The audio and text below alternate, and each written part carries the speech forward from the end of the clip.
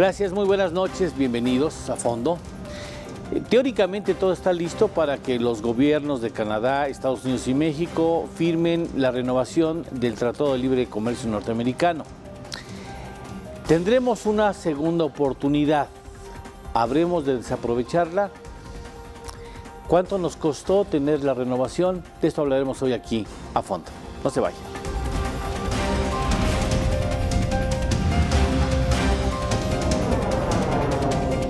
A fondo, con Eduardo Torreblanca Jacks. Bien, ¿y cuál es la estructura del programa que estamos por iniciar? En el primer segmento vamos a hablar de la nueva versión del TLC. ¿Qué cambia? De lo que sabemos, por supuesto, de lo que sabemos, ¿qué ha cambiado? Hay muestras de algunos cambios importantes. ¿Qué implicaciones tendrá para nuestro gobierno, para nuestra economía esos cambios? El segundo bloque, ¿por qué se retiró el término libre comercio? Es un acuerdo que tiene énfasis en la protección de Estados Unidos, trilateral, o simplemente es un capricho, señor Trump. El tercer segmento que vamos a ver a lo largo del programa es qué beneficios traerá este acuerdo impronunciable, UMSCA, bueno, a nuestro país. Y por último tendremos, por supuesto, la parte de las conclusiones. Así es que no se vaya, estamos a fondo, comenzamos.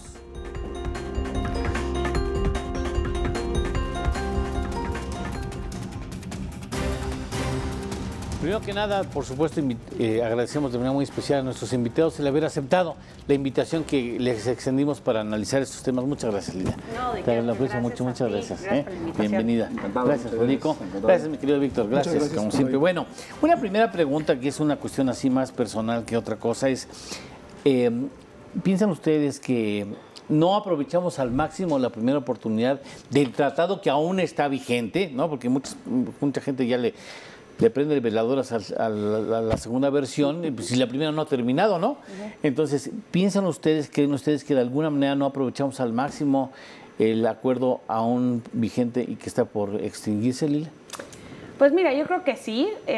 Todos están tomando en cuenta que, bueno, ya llegaron a un acuerdo, pero hay un tema legal que tiene que ocurrir. El Congreso de Estados Unidos necesita 90 días para llegar a aprobación de este nuevo tratado. También se tiene que aprobar en los distintos congresos, tanto de México como en Canadá, y esos cambios no entrarían en vigor, realmente se está como contemplando hasta el 2020. Entonces, hasta ese entonces, pues va a seguir en vigor el acuerdo actual. Y yo creo que pues hasta que ocurra esos cambios y que entre en vigor de manera legal y en los congresos de los distintos países involucrados, yo creo que no deberíamos desentendernos, vamos, de este primer acuerdo, que de por sí creo que le va mejor a México en este primero que en el segundo. Hoy te vamos a tratar ese asunto, porque si no mal recuerdo, Federico, en el tratado vigente tardó un año en ser ratificado, prácticamente un año en ser ratificado, ¿no? Sí, así es. Sí, así son los tiempos legales, ¿no? O sea, definitivamente. Ahora, yo creo que era necesario una modernización del tratado. O sea, no es que el tratado haya sido malo. O sea, el tratado se negoció y entró en vigor, bueno, pues hace 24 años, en una era en la que no había internet, no había comercio, al menos comercialmente explotable como lo tenemos hoy día, no había comercio digital. En fin, había toda una serie de cosas que había que reforzar, ¿no? O sea, por ejemplo, qué bueno que haya ahora un capítulo anticorrupción, qué bueno que se endurece la parte de propiedad intelectual. En fin, hay varias cosas positivas que van más allá del tratado vigente, ¿no? Si es mejor o peor, la verdad, yo no lo quisiera aventurar en este momento. Obviamente en una negociación uno gana unas cosas y uno pierde otras cosas. Si ganamos todo, perdemos todo, pues no es negociación. Entonces, claro que aquí ganamos algunas, perdimos otras, ¿no? Pero pues vamos a ver hacia adelante, a ver cómo empieza a evolucionar esto. Y bueno, como señalas, los tiempos para la entrada en vigor, pues todavía le cuelgan, ¿no? O sea, luego podemos hablar del proceso, pero sí, todavía es un proceso largo. Esta es apenas vamos a decir, la segunda etapa, que fue finalizar la negociación, ¿no? Pero como los jugueros en las calles, ¿le sacamos jugo, le sacamos provecho al máximo al tratado vigente? El tratado vigente, desde un punto de vista, fue una muy buena oportunidad, no aprovechada completamente. Tenemos una serie de situaciones, concentración del conocimiento, concentración de la economía en ciertas regiones. También tenemos una brecha salarial que se abrió de forma importante, que probablemente ahorita lo vayan a comentar más, un estancamiento de la productividad brutal, Y también tenemos impulso a ciertos ramos, al manufacturero. Pero ¿qué pasa con el agrícola? Todo esto es una área de oportunidad que tenemos, si es que se puede, con este nuevo tratado.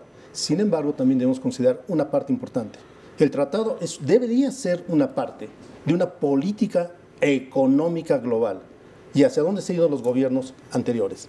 Al crecimiento económico, no al desarrollo económico. Si hablo de crecimiento económico, se oye muy bonito que crezco tanto PIB y la inflación bajo control, tasas de interés, en fin. Sin embargo, como tú dices, y el juguero dice, ¿y a mí qué? Simplemente mi nivel de vida no se ha elevado. Al contrario. Algunas veces se ha perdido, ¿sí? Al contrario. ¿Tengo acceso a mejores servicios? No necesariamente todos. ¿Tengo acceso a mejor educación? No necesariamente. Y además, hay unos rubros que nos están incidiendo de forma brutal. Hemos perdido seguridad. Sí. No se aplica la ley. ¿Todo esto tiene que ver con el Tratado de Libre Comercio o acuerdo? Sí. Es una falta de visión de una política económica integral. Desgraciadamente, o se van por lo económico o se van por lo social. No buscan conjugar. Entonces, mi punto de vista es una nueva oportunidad para superar esto. Porque, Lila, salvo tu mejor opinión, con el tratado en vigor todavía, pudimos haber dado énfasis, por ejemplo, a recuperar esas regiones en el país que están todavía en un lamentable subdesarrollo. Pudimos haber propiciado pues explotar el potencial económico que tienen esas regiones. Pudimos haber hecho un trabajo con mayor compromiso hacia la reducción de la pobreza o de la distribución del ingreso. Y por supuesto, dejamos entrar a la criminalidad organizada y esto es un verdadero desastre. Es que yo estoy muy de acuerdo con lo que dice Víctor y también con lo que dice Federico, en el sentido que cuando haces una negociación, desde luego vas a ganar unas cosas y vas a perder en otras. A ver, yo creo que uno de los graves errores y de los grandes temas que tenemos por delante como sociedad mexicana es el Estado de Derecho, la impunidad y que se establezca el Sistema Nacional Anticorrupción y que realmente funcione la nueva Fiscalía y que realmente se lleven a casos en contra de servidores públicos que han entrado en actos de corrupción. Y esto, como dice Federico, si lo señalan en el nuevo tratado, creo que el tema de anticorrupción que se integra este nuevo tratado es una muy buena medida. En cuanto al tema económico global, creo que en esto gana un poco más el señor Trump, porque él está teniendo una guerra comercial internacional de la cual cree que al cerrar este capítulo de la región de América del Norte se puede enfocar entonces ahora todos sus esfuerzos en enfrentar a una China como rival, ¿no? Entonces, en cuanto a México y las regiones que no se estuvieron desarrollando con todos estos, con este tratado de NAFTA, el primero, yo creo que el tema de derechos laborales que se integran en el nuevo es algo positivo para México. La cuestión de que 40-45% de las autopartes tengan que estar hechas con un salario mínimo de $16, creo que va a ser un tema difícil para México, aunque les dan 4 años para homologar estos sistemas. Creo que ahí se va a tener que meter mucho la iniciativa privada, pero sí le veo un enfoque a este nuevo tratado, que es una de las cosas positivas, a mi parecer, es que el trabajador va a tener más garantías, va a tener más derechos y va a tener más oportunidades de poder subir su nivel de vida, que es algo que desde luego México sufre. Qué triste que lo tuvieron que hacer los socios. Efectivamente. Y que no fue una voluntad. Claro.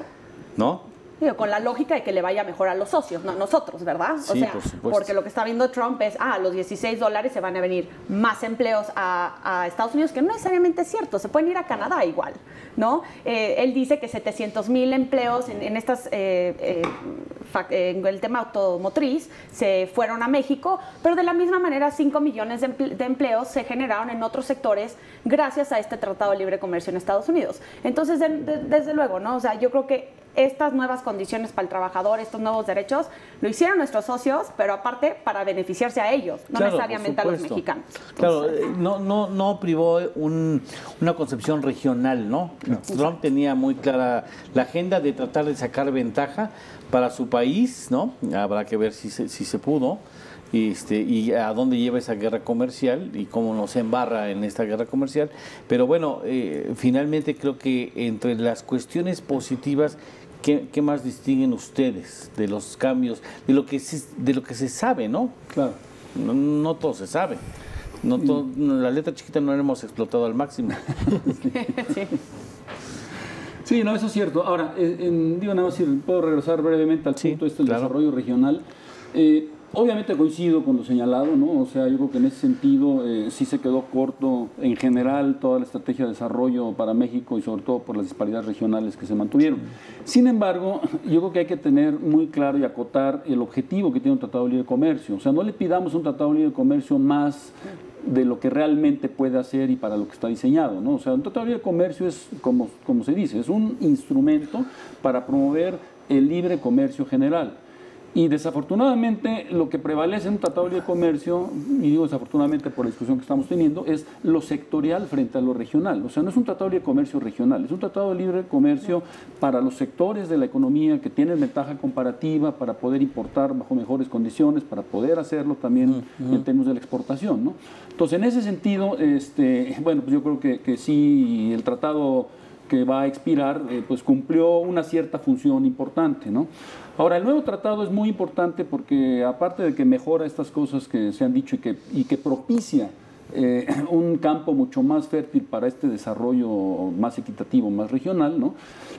También hay que verlo como que pues es un marco de estabilidad para las inversiones, para la toma de decisiones del sector privado, ¿no? Y es muy importante porque eso en la negociación se estaba perdiendo. Había muchísima incertidumbre, que eso fuera pues un factor muy, muy negativo. Entonces, afortunadamente esa parte se disipa y queda un marco, en ese sentido creo que bastante sólido, como un instrumento promotor para la estabilidad y certeza de las inversiones. Ahora, es un asunto que en lo personal como mexicano me preocupa. Tienes certeza en las inversiones y cuando llegas ejerces las inversiones y después no puedes operar porque los grupos criminales hacen las suyas y son los que marcan las reglas. Eso es un problemón en México si no controlamos el asunto de la inseguridad. Definitivamente, inclusive bajo las nuevas condiciones,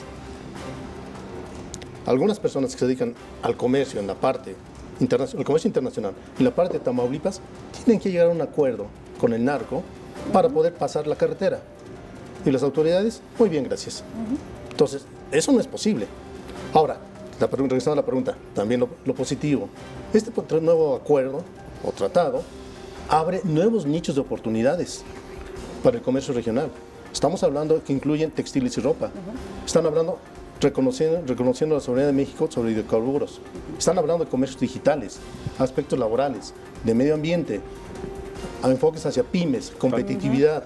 Y hay un punto que también me llamó mucho la atención, la parte de manejar el tipo de cambio y las tasas de interés bajo ciertas condiciones. ¿Por qué es importante? Porque como una política pública general, todo el mundo lo sabemos, las finanzas son importantes. Ahorita tenemos un tipo de cambio libre. Imagínense regresar a un tipo de cambio controlado bajo un contrato de libre comercio. Dice uno, no es probable, no es posible, pero sí es probable, porque es una decisión política y actualmente el nuevo régimen va a tener suficiente poder para hacer cambios brutales dentro de nuestro país. Bueno, déjenme ir a una pausa, tenemos que ir a una pausa, estamos charlando con quienes saben de estos temas, dominan los aspectos internacionales, en el caso de Lila, en el caso de Federico y Víctor Ortiz Niño, por supuesto, así es que tendremos más que hablar porque hay una serie de letras chiquitas por ahí, también hablaba de, ya mencionaste, aunque sea de pasar que es importante, patentes, marcas y derechos de autor, todo el asunto de propiedad intelectual, propiedad industrial, que es relevante, el comercio internacional vía electrónica también, que tiene algunas ventajas que pudimos cercar, porque creo que iba más amplio la cantidad de dólares sin pago de impuestos, ¿no? Nos habíamos tenido un problemón ahí. Vamos a ver esos asuntos y vamos a ver cómo articulamos este acuerdo en función de los intereses nacionales y lo que tú señalas, la necesidad de impulsar cadenas productivas y tratar de darle otro énfasis, como tú bien lo señalas, es un acuerdo de libre comercio, pero a lo mejor se puede hacer algún ajuste para que se inserte dentro de una política de promoción industrial o de desarrollo económico en el país, lo que ha faltado en México. Así es que hacemos una pequeña pausa y continuamos.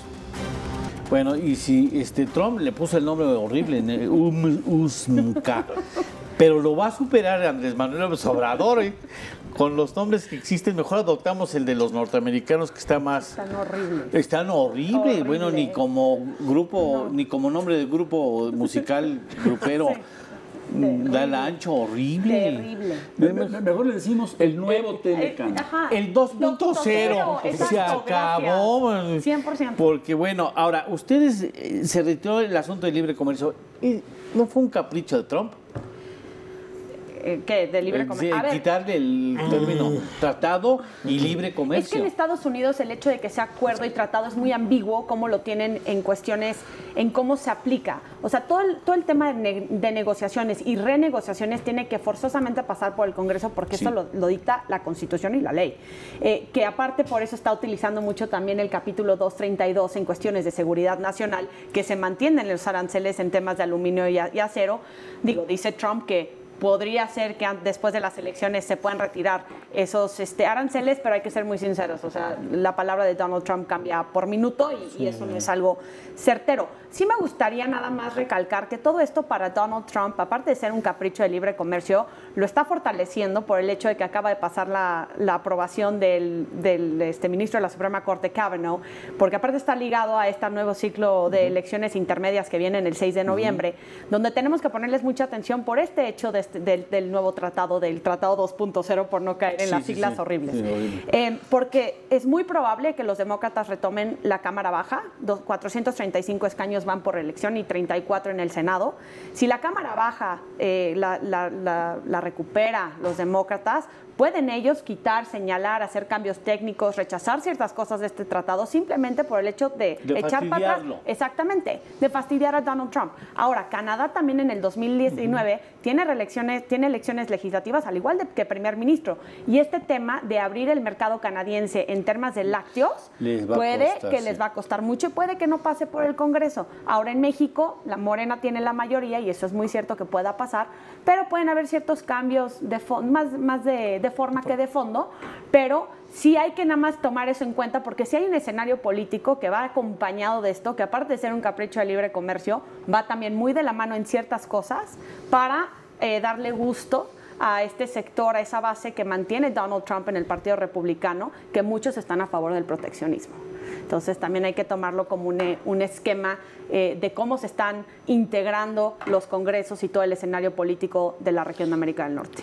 ¿Es ornamental o lleva detrás una orientación proteccionista, Federico?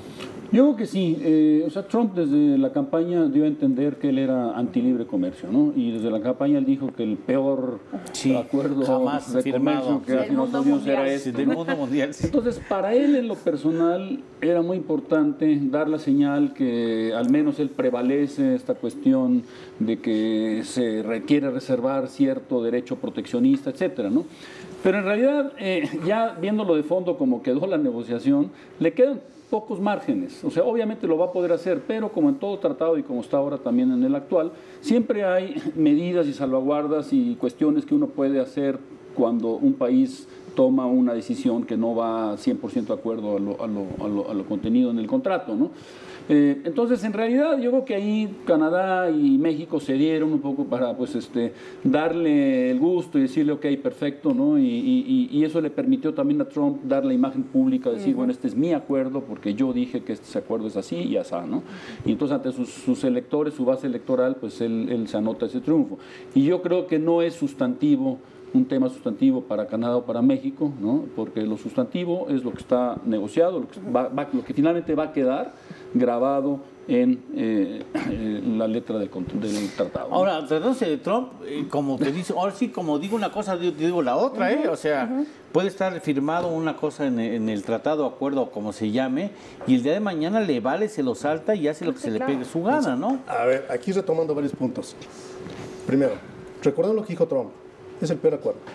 Segundo, lo voy a quitar. Le voy a cambiar nombre. Y voy a negociar de forma bilateral. ¿Lo logró? Sí. Desgraciadamente, o afortunadamente, sí lo logró. Cambió el nombre. ¿Cómo fue la negociación? Bilateral. 1 hora o 2 horas antes firmó con Canadá, tomando como base el acuerdo con México. Realmente impuso o negoció tan hábilmente que logró sus primeros puntos de vista. Sobre el siguiente punto, sí no podemos dejar de lado que en Estados Unidos sí la ley se aplica, nos guste o no nos guste, sí tienen una serie de procedimientos.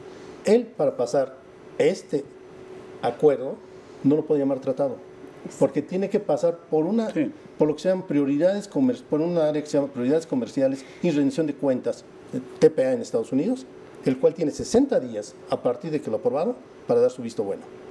Si esto es cierto, entonces lo vamos a tener firmado el 30 de noviembre, 31, por parte de los 3 presidentes. Y va a ser... Pero pasa después de ese filtro, pasa al Congreso. Sí, pasa al Congreso. La firma no es lo importante. No, exacto. Después de eso se va a Congreso. Y aquí ya empezamos con los términos políticos. Si entramos en junio, ¿quién tenía la mayoría en Estados Unidos? El Partido Demócrata. El Republicano, perdón, sí. El Partido Republicano. Pasa el tiempo. Ahora, como ya señaló, toda la Cámara de Representantes se va a cambiar. La tercera parte del Senado. Y según las últimas encuestas, al menos hasta hoy, dice que los demócratas van a tomar. Entonces ahí se voltean el peso político. En México, ¿qué pasó? Ya ni lo menciono. ¿Quién va a tener el peso político?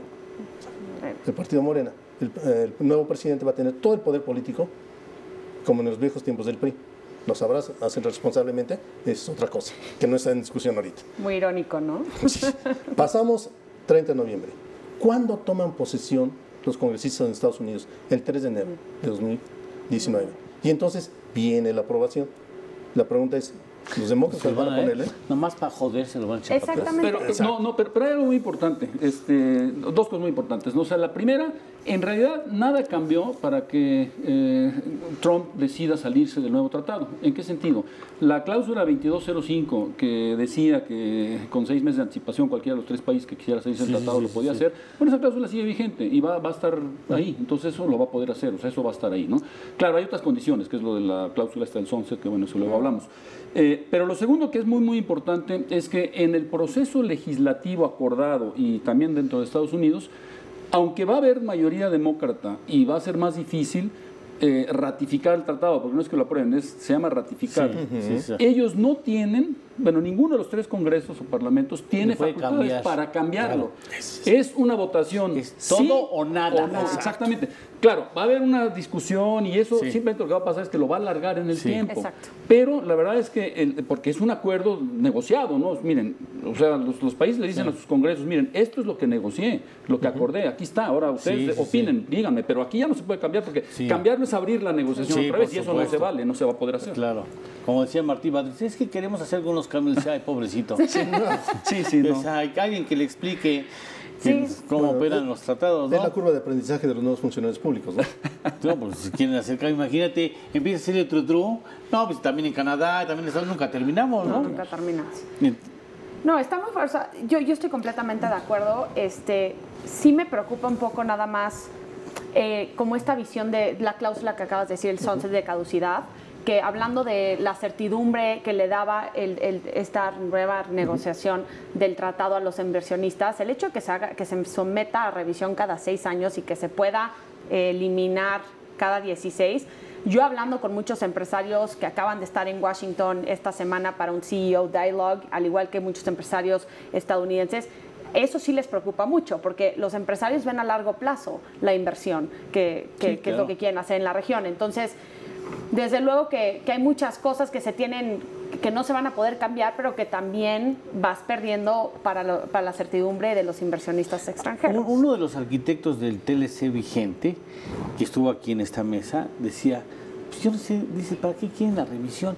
Si está inscrito en el acuerdo, que en cualquier momento te sientes a revisar lo que no esté funcionando correctamente.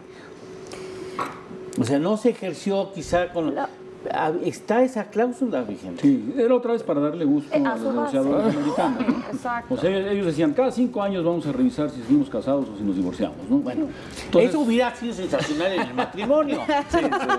¿Qué pasó, Eduardo? No, bueno. No, bueno, de veras, pero aplica bien para mujeres y para hombres. Eso sí, ¿no? Ya con pero, eso de pero en ese sentido quedó bien, porque le das una vigencia de 16 años, ¿no? Revisable cada 6 años y luego anualmente, pero de entrada son 16 años que ahí está. Claro, la cláusula 2205 siempre ahí está, pero son 16 años, ¿no? No. Les conviene a las 3 partes, ¿para qué se hacen eso, no? Y ya para entonces espero que no esté Trump. Esperemos. Híjole, esperemos. Ni Andrés Manuel López Obrador tampoco, ¿no? Habrán otros actores políticos, ¿no? Mientras no empiecen a cambiar la Constitución. Bueno, fíjate que Andrés Manuel López Obrador dio una muestra de mayor sensibilidad y entendimiento de lo que representa esto para su gobierno. Por supuesto que sí. Mucho más sensible. Y también se quiere enfocar ya en lo nacional, yo creo. Claro. ¿No? O sea, ya quiere decir, ok, sí, fírmenlo, ya pásenlo para enfocarme en lo nacional. Claro, sí, bueno. Hacemos, después venimos con otro bloque que va a ser interesante para usted.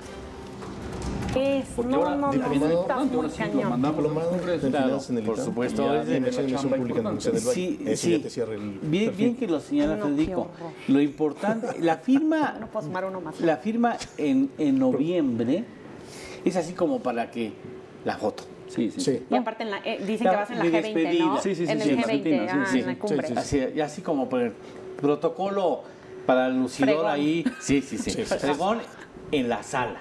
Para el Instagram. Sí, para el Instagram. Para el Instagram. Para que digas, de los 20 negativos de Peña, pues aquí tuvo uno positivo, ¿no? Ahí está. Tuvo uno bueno de entrada. Bueno, ellos festinan que tuvo uno bueno de entrada y uno bueno de salida. Ya de lo de la mitad Ya todo, no. ya Todo los lo dos, medio, ¿quién el sabe? colchoncito ya. Luego ya no. Bueno, pero tú bien lo señalas en la pausa comercial. Bueno, ese es para la foto, porque en realidad el asunto puede irse, como bien lo había señalado Lila, al 2020. La entrada en vigor. En La vigor. entrada en vigor, Claro, que es lo más probable. en donde no se pierde el actual. Que eso Sí, es claro. importante, porque muchos así como que ya le dieron la espalda al actual. Y muchos que traen temas de arbitraje internacional están felices. Porque muchos que ahorita traen un procedimiento de arbitraje, en el próximo tienen que entrar en las cortes locales 30 meses antes de llevar arbitraje internacional para México.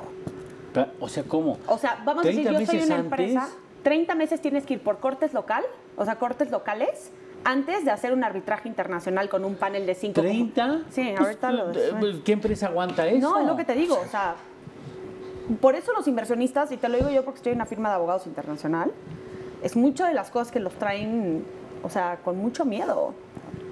Eso no ha salido en las letras Ahorita lo chiquitas. decimos. No ha salido. No, pues ya estás al aire. ¡Ay, cómo! ¡Qué pena! ¿Es en serio? Sí, claro. Ah, bueno, entonces yo... Ay, digo yo, ahorita que entremos a la... No, entonces sí, perdón, no, pero eso es cierto. O sea, lo del Instagram salió y todo, Eduardo, qué horror. No, sí, o sea, tienen que entrar por cortes locales 30 meses en México antes de llevar un arbitraje internacional. 30 meses dando la vuelta en cortes locales. Ajá.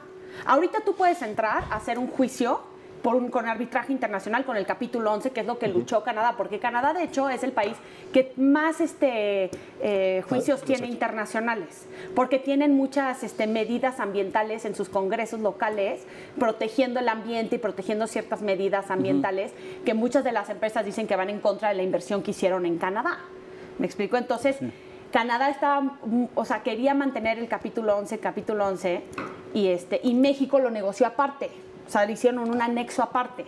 Y en ese anexo dice que todos los arbitrajes internacionales se tienen que llevar a cabo en un ciclo de 30 meses en México antes de que puedan llevarlo si es que no llegan a una solución.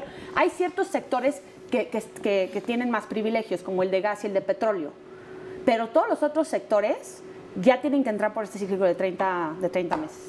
Tú leíste ya el tratado de la versión 2.0. Sí. En inglés, supongo. En los dos. ¿En los dos? Bueno, podría ser... Aquí ya no hay fronteras. En cualquiera de los dos debería decir lo mismo, ¿no? Eso espero.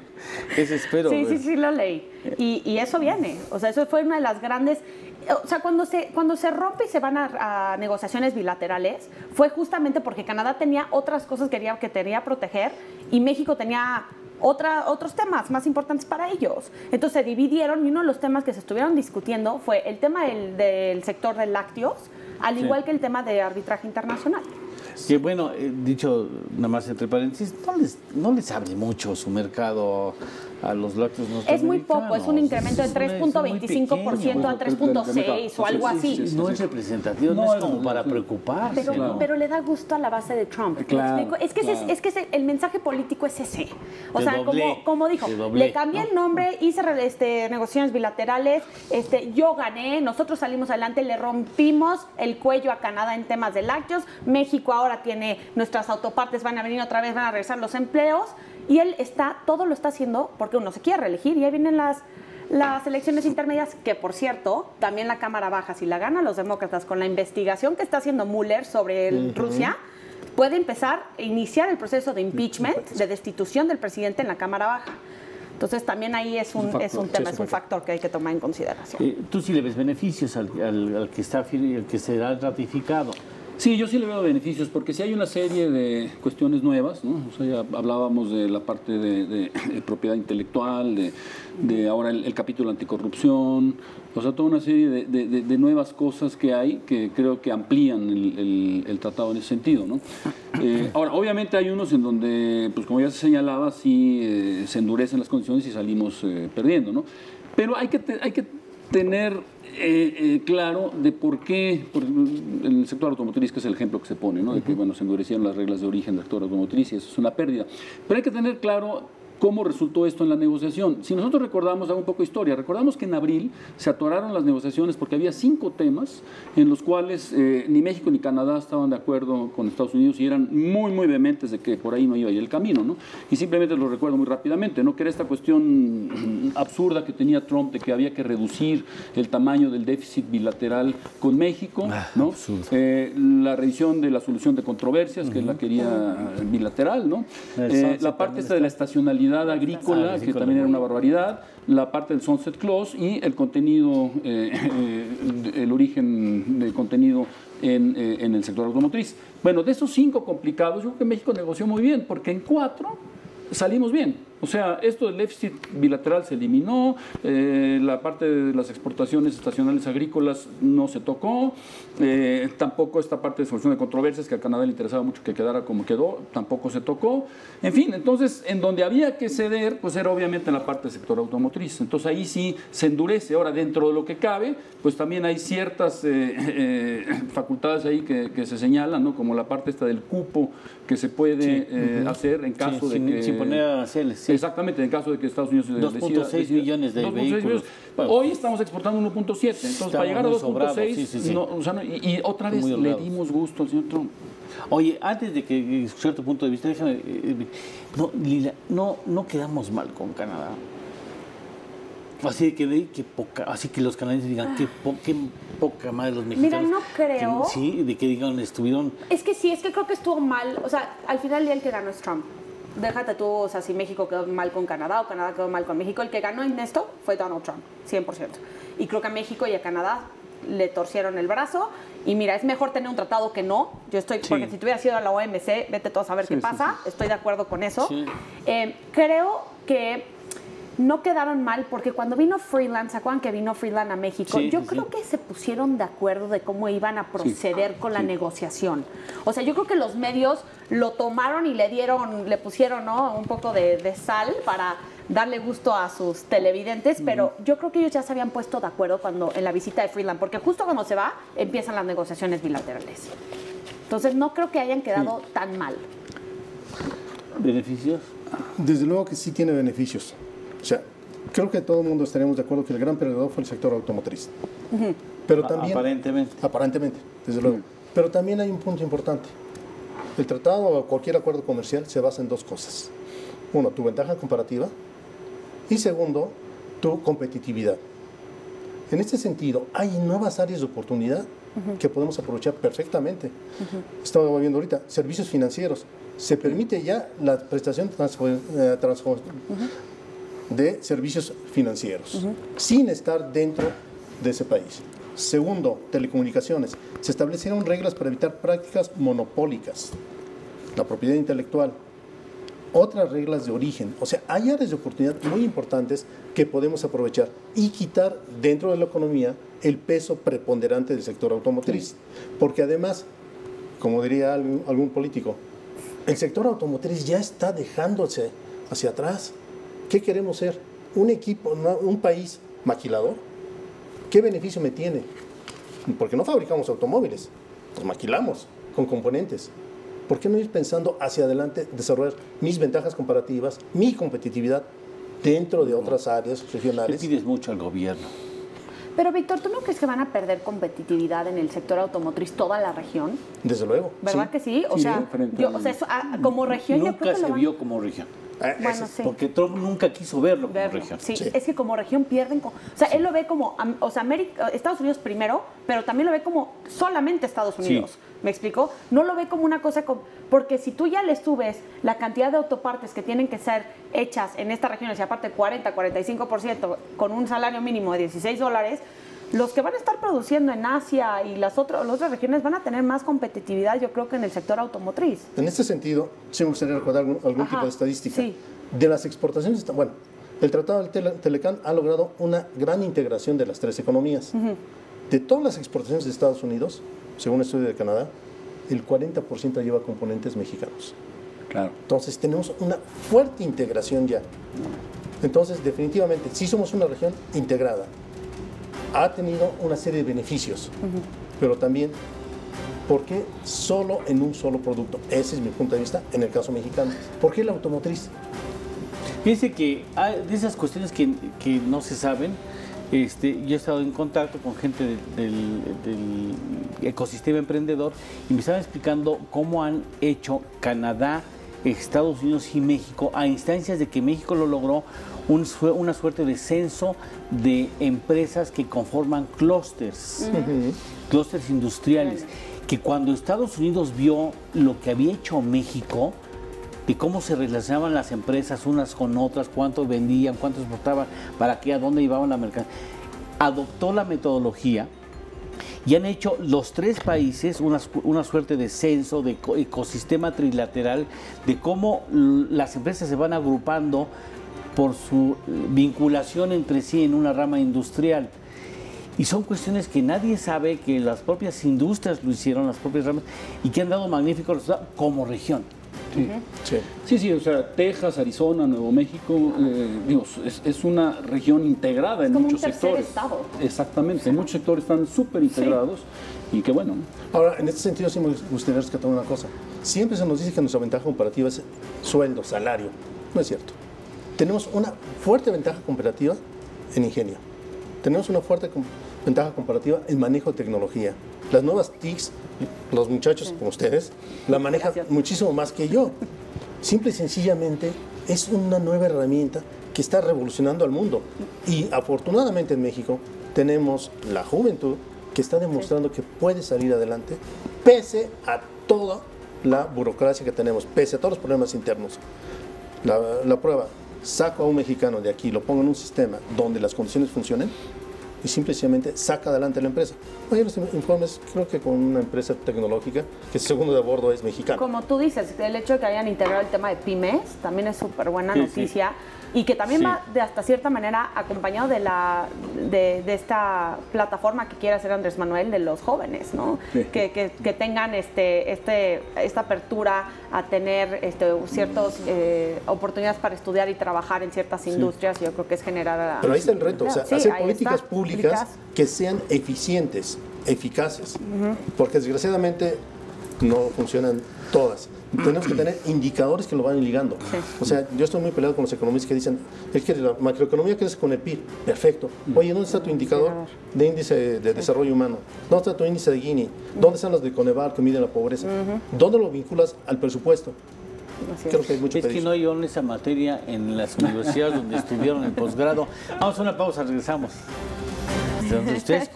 Ustedes conocen desde adentro la idiosincrasia norteamericana en todo el tema, ¿no? Es correcto. Sí, bien. Es correcto, Eduardo. Bueno. Entonces quedan algunos pendientes. ¿Qué pendientes señalarían ustedes? Conclusión, a manera de conclusión, ¿qué pendientes habría? Bueno, yo creo que lo primero que hay que tener muy claro es el proceso que tenemos ahora en adelante, ¿no? Decía yo que bueno, lo importante se cumplió el 30 de septiembre, donde bueno, se anuncia finalmente el tratado como trilateral, ¿no? Ahora lo que sigue es bueno, la firma por los tres jefes de Estado, ¿no? Ahora, en sí la firma no es muy importante y el tiempo de la firma tampoco es muy importante. Yo creo que los dos países, Estados Unidos y Canadá, le están haciendo un favor a Peña Nieto para firmarlo el 29 o el 30 de noviembre, para que sea una cortesía, para que sea él él el que lo firme. Pero bueno, la firma es simplemente decir, estamos firmando lo que acordamos, ¿no? Ahora, a partir de ahí viene lo realmente importante. A partir de ahí, los tres países mandan el acuerdo a sus respectivos parlamentos, ¿no? El Parlamento canadiense. Después de la firma. Después de la firma, inmediatamente después de la firma. Inmediatamente después de la firma, ¿no? Y México, aunque México ya lo mandó ahora, como es un nuevo gobierno, el nuevo gobierno lo vuelve a mandar en diciembre. ¿Sí? Al Senado, porque aquí en México solo es el Senado. En Estados Unidos son las dos cámaras. Y en Canadá, bueno, pues el Parlamento, ¿no? Ahora, los tiempos que lo van a alargar es precisamente, ya lo tocábamos en algún segmento, es precisamente los tiempos de Estados Unidos, ¿no? Porque, bueno, viene el nuevo Congreso que entra en enero y luego a partir de ahí vienen estas discusiones, estas ratificaciones, ¿no? ¿A qué debe de llevar toda esta discusión? A la ratificación de los tres congresos del tratado. Y ya lo decíamos, la ratificación no es modificar, la ratificación es va o no va. ¿No? Ahora, en ese va o no va, en el caso de Estados Unidos, si hay una mayoría demócrata, se va a complicar y algunos analistas prevén esa discusión que se puede alargar hasta el verano. Entonces vamos a decir que se alarga hasta el verano, ¿no? Agosto, septiembre, ¿no? Y en agosto, septiembre ya los tres congresos ratifican, ¿no? O sea, esa es la palabra clave, ratifican el tratado. Entonces en ese momento ya se prepara la firma y yo creo que por eso es muy correcto lo que señala Lila, la firma pues va a ser en el 2020. Y ahí es cuando, la firma quiere decir la entrada en vigor, ¿no? Y ahí es cuando ya entra en vigor el tratado en el 2020. De aquí al 2020 nos vamos a seguir rigiendo por el tratado vigente. En automático. Pues yo creo que México tiene oportunidades también ya de expandir un poco sus mercados hacia otros países y otras regiones. Hay que tomar en cuenta que está la Alianza del Pacífico, el TPP. Y que no hay mira, México tiene, creo que es uno de los países con mayor cantidad de tratados de libre comercio, pero no tiene uno con China por razones obvias, por temas de Estados Unidos. Y no lo tendrá mientras Trump esté en el poder. Pero sí, no. Pero sí, y bueno, Jared Kushner y el amor que le tiene a Videgaray y viceversa, creo que ya se va a romper un poco, que creo que fue una de las cosas que llevó a cabo de que Peña pueda firmarlo. No, en serio, porque se hace toda la negociación con Kushner, o sea, el que lleva la batuta de esto ha sido él. Le va a dar trabajo. Le va a dar ya se va a los New Yorks. Ah, sí. Es correcto. Videgaray. Sí. Pero lo que voy es que creo que México tiene oportunidad de ver hacia otras regiones por primera vez, ver que hay otros tipos de oportunidades dentro del mismo tratado igual, o del acuerdo. Dentro de esto tiene otros sectores que puede ampliarse, que puede aprovechar y yo creo que nada más hay que tomar en cuenta que la palabra de Donald Trump es muy ambigua y que en cualquier momento también esto se puede ir para abajo. Jamás pensé yo como ciudadano que un oligofrénico y también megalomaníaco pudiera llegar al poder en una nación tan importante, tan relevante, porque en un ataque de soberbia le aprieta el botón. Digo, claro, también tiene su protocolo, pero el tipo lo puede hacer. Que de hecho estaban diciendo que podían aplicar el artículo 22 de la Constitución, donde el gabinete, o el 25, perdón, lo destituye. Sí, sí. O sea, por propia inercia interna, por no tener capacidad mental, que nada más se ha aplicado cuando tenían una cuestión de que lo iban a someter al presidente a alguna operación y tenía que dejar a alguien encargado, pero nunca se ha aplicado por incapacidad mental y emocional. Y eso es más rápido que un impeachment. Es más rápido que un impeachment, pero por ejemplo, se va al Congreso, necesitas 2/3 de votación para que eso ocurra, pero el presidente tiene 30 días también para mandárselo de nuevo al Congreso diciendo que él está opuesto a lo que le están diciendo. Entonces sería una crisis constitucional un poco fuerte, creo que no va a llegar a eso, pero de que puede iniciarse un proceso de impeachment en la Cámara Baja si están los demócratas y entrega el subprocurador Rosenstein lo que Mueller, el fiscal investigador, le está dando especial sobre este tema de Rusia, sí puede iniciar un tema de impeachment. Yo creo que aquí un pendiente importante es la difusión de la información, de lo que se firmó. Sí. Me estoy acordando de 1994, cuando firmamos el Telecán, le dijeron a las pymes, ya puedes exportar. Sí. Y las pymes dijeron, oye, con este cuchillo exporto. No hubo una política pública que nos preparara, por favor. No se articuló una. Es cierto. Aquí tenemos hasta 2020, ustedes lo acaban de señalar, retomo lo que ustedes dicen. Necesitamos una etapa de difusión e información para hacer un diagnóstico y hacer políticas públicas que permitan integrar, ahora sí, las regiones. Ya sé que no es para ese fin, pero sin embargo lo podemos aprovechar. ¿Corea qué hizo? ¿No hizo algo similar? ¿Singapur no hizo algo similar? O sea, los clústeres tienen mucho tiempo, o sea. Podemos repensar ese tipo de políticas públicas, para mí es un pendiente. Si lo veo, como alguien dice, en el corto plazo, tengo que conocer las letras chiquitas, y lo señalaron al principio. tenemos 10 días de que ya se firmó. ¿Sabemos las letras chiquitas? La respuesta es no. Entonces, tiene que haber un fuerte programa de información y de difusión para que los participantes sepan qué hacer. Porque ahorita todo se va, que me dio mucha estabilidad al tipo de cambio y demás. Que bueno, la macroeconomía definitivamente debe estar bien. Pero simple y sencillamente, la microeconomía es lo que a la larga permite mayores desarrollos económicos. Dije desarrollo, no crecimiento económico. Ya tenemos que irnos. Fue una pena porque habría que recordar que finalmente el Tratado de Libre Comercio norteamericano surge de Margaret Thatcher. Es una idea de Margaret Thatcher aconsejada al entonces joven presidente Carlos Salinas de Gortari en una reunión de Davos, donde le dije, señor presidente, yo lo que haría en su lugar, y el otro que no era nada, tarugón, rapidito. Sí, bueno, por supuesto. Le damos el crédito a la señora Thatcher, en paz descanse, ¿no? Que finalmente este embrollo en su versión 2.0 se lo debemos a la dama de hierro, con una visión estratégica muy importante. Ha sido un placer, Federico. Al contrario, muchas gracias. Gusto, al contrario, muchas gracias. Un placer, muchas gracias. Un gusto, Eduardo. Gracias a ustedes, gracias. Bueno, muchas tareas que hacer, ¿no? Como cuando estábamos en la prepa o en la secundaria, mucho que hacer. Todavía el tratado, acuerdo o como se llame en su segunda versión tardará, pero tenemos oportunidad para sacar el mejor de los provechos de este acuerdo que da certidumbre a la economía. Gracias, hasta la próxima.